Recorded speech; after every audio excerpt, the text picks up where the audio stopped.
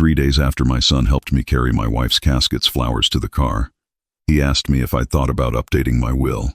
I told myself it was grief talking. I told myself he was just being practical, thinking ahead, doing what responsible adults do when someone in the family passes. My wife Carol had been gone for exactly 72 hours. Her reading glasses were still folded on the nightstand. Her coffee mug was still in the dish rack where she'd left it the morning she went to the hospital for the last time. And my son was asking about my will. I should have listened to the part of me that went cold when he said it. Instead, I told him we'd talk about it later and changed the subject to the casserole a neighbor had dropped off. That was my first mistake. There were others. My name is Robert Calloway. I'm 63 years old. For 28 years, I owned and operated Calloway Hardware on the main street of Denton, Georgia. I built that store with a pickup truck, a small business loan, and the kind of stubbornness that either destroys a man or makes him. In my case, it made me. I employed 11 people at its peak, knew every customer by name, and sold the business 4 years before Carol got sick, so we could travel while we still had the energy. We made it to Portugal, to New Zealand, to a little town in Montana where we sat on the porch of a rented cabin and agreed that if life got any better, we might not survive it. Carol died 14 months ago, pancreatic cancer, 11 weeks from diagnosis to the end. I won't describe those 11 weeks because some things aren't meant to be described. I will say that when it was over, I was a 62-year-old man sitting alone in a house that had been designed for 2 people, and I didn't know what to do with my hands. My son Derek called 3 days after the funeral, which I've already mentioned. He called again 2 weeks later, this time with a proposal. He and his wife, Melissa, thought it would be a good idea if they moved in with me. Temporarily, he said, just until I found my footing. The house was too big for one person, he said, and they'd been renting anyway, so it wasn't like they were giving up much. What I heard was, my son loves me and wants to help. What I should have heard was something else entirely. They arrived on a Saturday in February with a moving truck and Melissa's 2 cats and more kitchen appliances than I'd owned in my entire life. Melissa was efficient, I'll give her that. Within a week, she'd reorganized my kitchen, introduced a meal planning system, and started handling what she called the household administration, which apparently included opening my mail. I didn't object. I was grieving. I was grateful.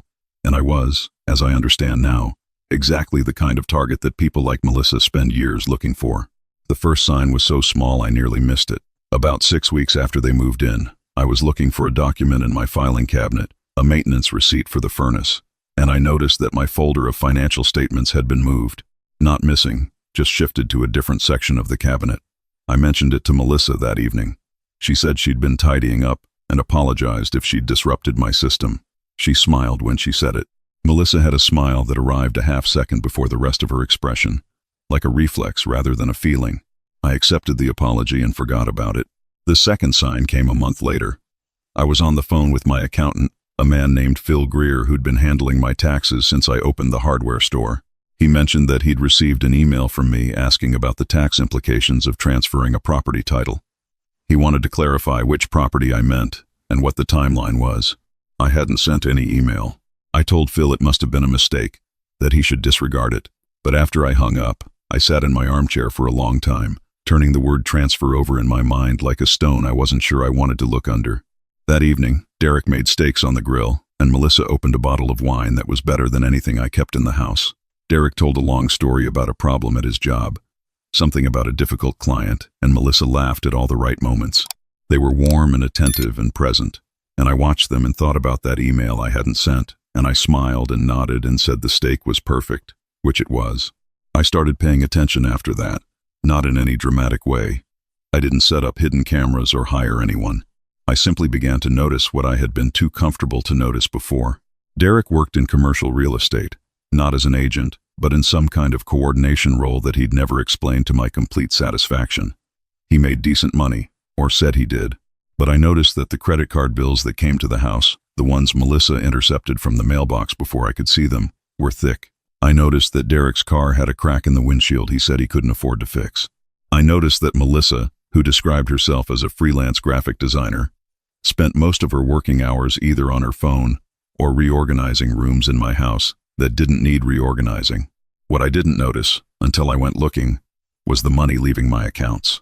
I had 3 accounts at First Community Bank, a checking account, a savings account, and a money market account. I rarely touched that Carol and I had built up over 20 years of careful living. I hadn't checked the money market account since before Carol got sick, because there was no reason to. The money sat there. That was its purpose.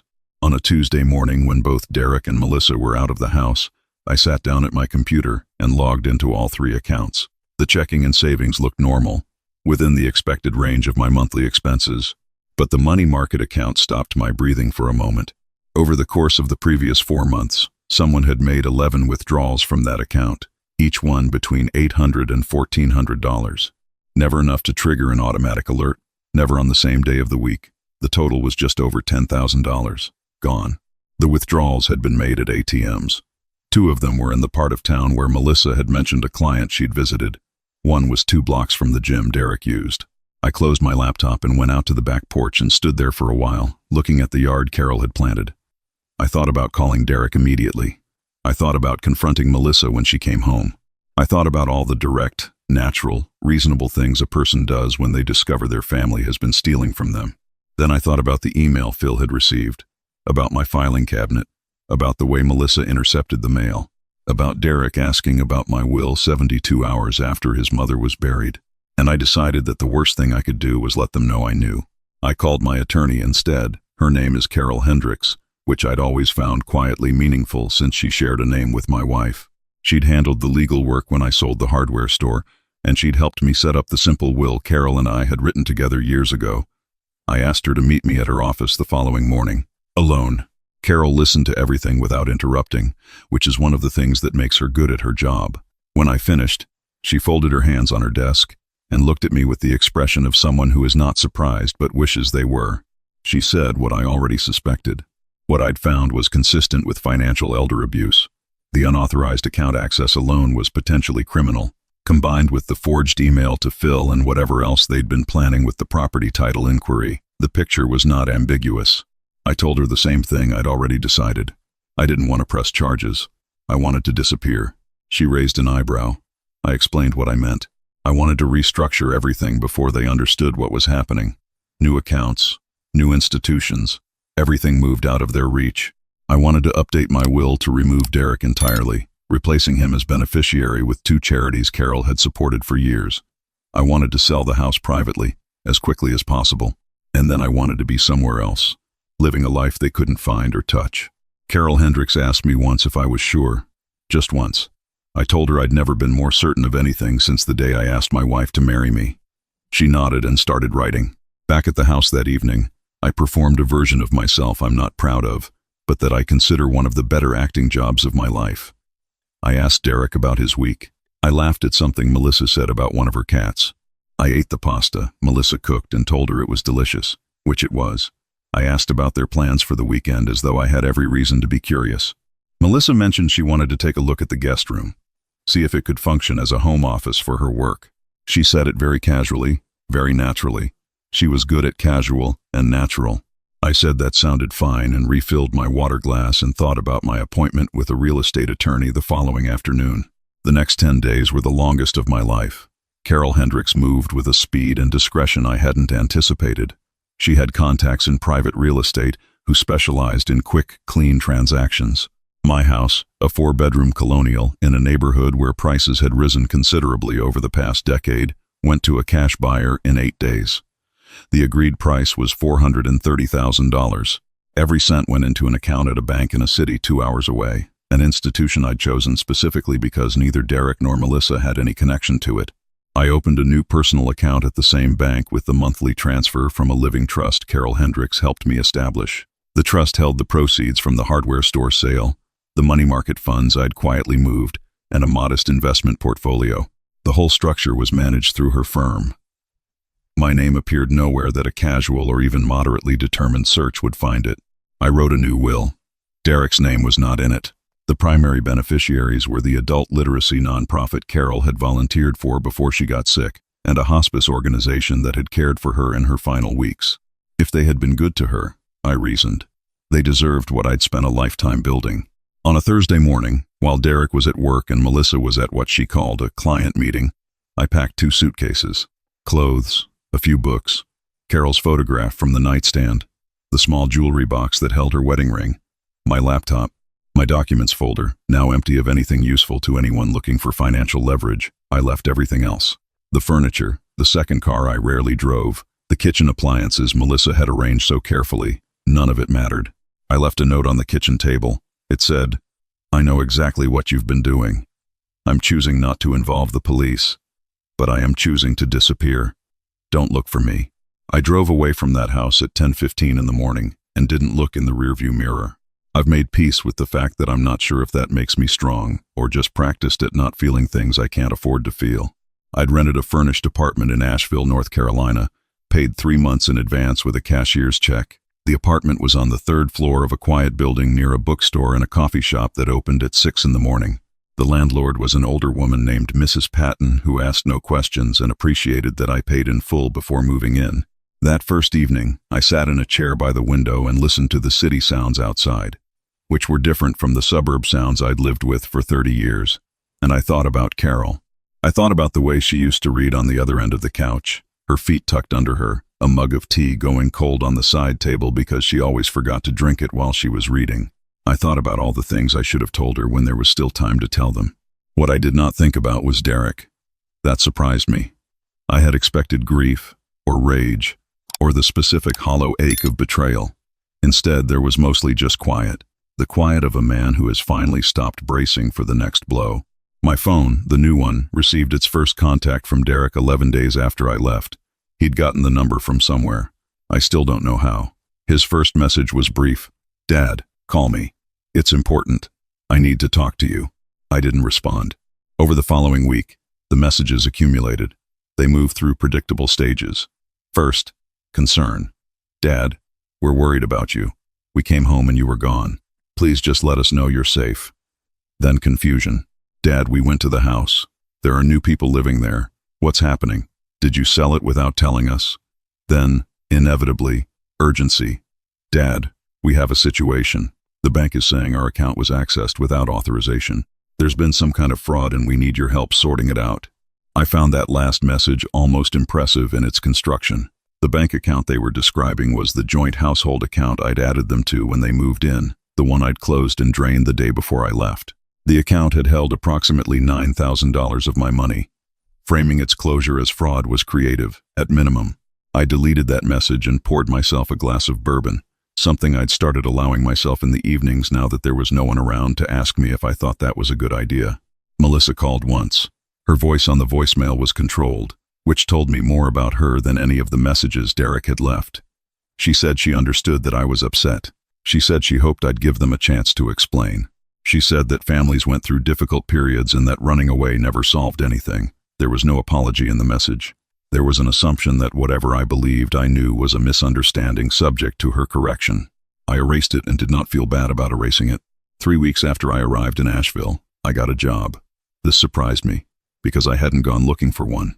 The bookstore near my apartment was run by a woman named June, who was 71 years old, and had been operating it for 34 years, and had the energy of someone half her age, and the patience of someone twice it. I'd been stopping in most mornings and we'd gotten into the habit of talking while she opened up. One day she said she could use some help on weekends, that she was tired of asking her college-aged nephew who never remembered where anything went. I told her I didn't have any book-selling experience. She said that wasn't what she needed. She needed someone who could carry boxes and make reasonable conversation, and occasionally tell a customer that the book they were looking for was not, in fact, by the author they thought it was. I said I thought I could manage that. The pay was $12 an hour, which made me smile, because I hadn't worked for an hourly wage in 28 years and there was something clarifying about it. I worked Saturdays and Sundays from 9 to 4. I learned the filing system.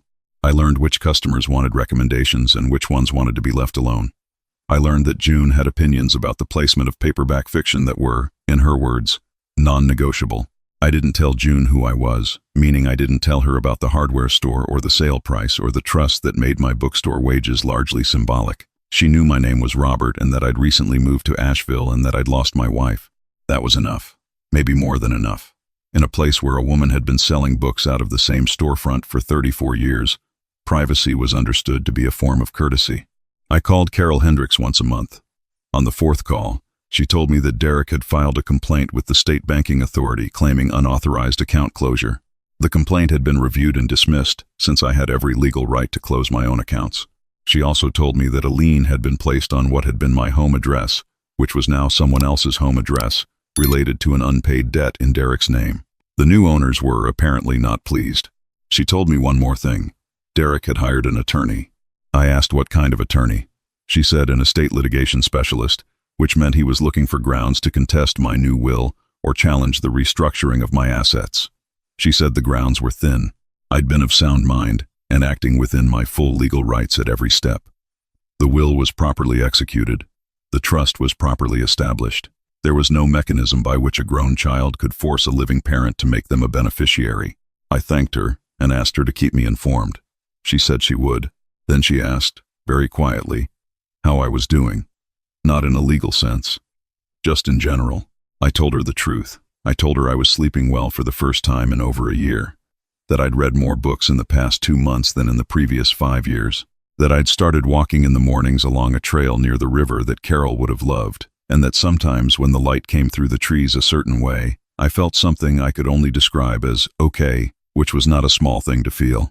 Carol Hendricks said she was glad to hear it. The call I hadn't expected came on a Sunday evening in October, 8 months after I'd left Denton.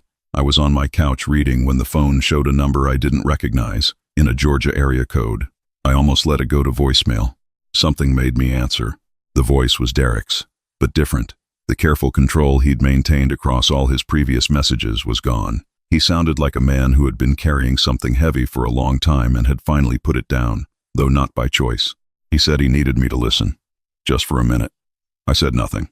He said that Melissa had left, that she'd been gone for 3 weeks. He said it in the flat, factual tone of someone who has already processed the shock and arrived somewhere bleaker. He said he'd finally understood, when she left, what she'd been doing, that he'd found things she'd kept from him, records he hadn't known about, a conversation history on a laptop she'd left behind. He stopped. I waited. He said that some of what had been done, the account access, the email to Phil, the inquiry about the property transfer, those hadn't been his ideas. He said he'd known some of it was happening and he hadn't stopped it. He said there was no version of that where he wasn't responsible. But he wanted me to know that the plan, the scope of it, how far it was meant to go, that had been Melissa's design more than his. I believed maybe 60% of that. He said he wasn't calling to ask for money. He said he knew that was gone, and that he had no claim on it, and that he'd spoken to a lawyer who had confirmed as much. He was calling because he was my son, and he had stood next to a grave in February and watched them lower his mother into the ground, and then, in the months that followed, had helped a woman steal from his grieving father, and he needed to say out loud that he knew what that was. He went quiet. I listened to him breathe. I said one thing. I said, I know you loved your mother. I know she loved you. I'd like you to think about what she would have thought of all this, and I'd like that to stay with you for a long time. Then I ended the call. I sat for a while after that. Outside, the October dark had come on fast the way it does in the mountains, everything going purple and then gray and then just the city lights against the sky. Somewhere down the block, someone was playing music through an open window, nothing I recognized, just a rhythm moving through the cool air. I thought about Carol, my wife, not my attorney. I thought about the way she had loved Derek, with the specific fierce stubbornness of a woman who had paid close attention to the person her child was becoming and had refused, through most of it, to be disappointed. I thought about whether she would have forgiven him. I think she would have, eventually. She was better at forgiveness than I ever was, which was one of the ways she was better than me at most things. But forgiveness, I've come to understand, is not the same as proximity. You can release a debt without reopening your door to the person who created it. You can wish someone well from a very great distance and mean it entirely. I got up and put on my coat and walked down to the river trail, even though it was late and cold. The water moved quickly this time of year, dark and certain, and I walked alongside it for a while without thinking about much at all. I'd lived in Asheville for 8 months. I knew June's opinions about where the fiction shelves should be. I knew the coffee shop order of 4 regulars at the shop next door, because they sometimes came in while I was opening, and we'd end up talking about the weather or the news, or nothing in particular. I'd planted a small window box in my apartment with herbs I didn't fully know how to cook with but was learning. I'd read 41 books since February. I'd been to a concert in the park that reminded me Carol and I had talked once about moving somewhere with a music scene when we were older, and I'd felt sad and then something softer than sad, something closer to gratitude. that I'd made it to somewhere she would have recognized as worth arriving at. Some people might say what I did was cruel, that I left my son to fall without reaching out a hand, that a father's love is supposed to be unconditional, which means it survives the worst things and keeps showing up at the door. But I spent most of my adult life believing that showing up was the same as helping, that love was best expressed through presence, through access, through the open door. And the lesson the Atlantic Ocean teaches you, or in my case the house you shared with your wife for 26 years, is that sometimes the open door is the problem. Sometimes the most honest act of love is refusing to be used any further. Derek would make his way through this, or he wouldn't. He'd become the kind of person who learned from the worst thing he'd ever done, or he wouldn't. That was his work, not mine. I'd already done my work. I'd built a business and raised a child and loved a woman for 31 years and taken care of her at the end and survived the year after. That's not nothing. That's not the work of a man who owes the world anything more. June asked me one Saturday, while we were unpacking a shipment of new arrivals, if I'd ever thought about living somewhere else. She asked in the easy way. She asked most things, like the answer wouldn't disappoint her either way. I told her I used to have a very clear idea of where I was supposed to end up, a house I'd been in for decades, a life built around people and places I'd known for years. I told her that idea was gone now, and I was still figuring out what came next. She pulled a novel out of the box and examined the cover and said that in her experience, the people who claimed to have the next part figured out were almost always wrong, while the people muddling through tended to land somewhere decent if they kept moving. I said that seemed about right. She put the novel on the cart for shelving and reached into the box for the next one. Out the window, the street was doing what it did on a fall Saturday morning, filling up with people walking dogs and carrying coffee and moving through their Saturday lives. Someone had chalked a drawing on the sidewalk outside, a child probably, something that might have been a sun or might have been a flower, bright yellow against the gray concrete. I went back to unpacking the box. That evening, I called Carol Hendricks, not because I had legal business, but because I'd been thinking about something and wanted to say it out loud to someone who would understand it. I told her that I'd spent most of my life measuring what I'd built by what I owned and who depended on me. The store, the house, the savings, the family. I told her that all of that was gone now, either sold or walked away from, or grieved past, and that the strange thing, the thing I kept being surprised by, was how much was still here, still mine, not belonging to anyone else's plan for me. She said she was glad I'd called. I said I was too. I went to bed that night and slept without dreaming. The window opened just enough to let the mountain air in, the city quiet the way cities get quiet after midnight, and I thought about nothing in particular as I fell asleep, which is its own kind of miracle when you've spent a year thinking about everything. In the morning I would wake up and walk to the river and then to June's bookstore and do honest work for honest pay. In the afternoon, I'd tend my window herbs and cook something simple and read until the light changed. My name was Robert Calloway. I was 63 years old. I had built a life, lost most of it, and started over with a suitcase and a clear conscience, which turns out to be more than enough to build something new. Some doors, once you close them, were never meant to open again. The trick is learning to stop listening for the knock. Sometimes the most loving thing you can do is stop letting someone treat your kindness as a resource to drain. Robert didn't leave because he stopped loving his son. He left because staying would have taught Derek that betrayal has no cost. Walking away with nothing but a clear conscience, he found books, river trails, honest work, and mornings worth waking up for. You don't need much to start over. You just need to stop funding your own destruction. A small note to our audience. This story was imagined and written by AI, crafted to entertain you and leave something warm and useful behind. A reminder that it's never too late to choose a quieter, truer life.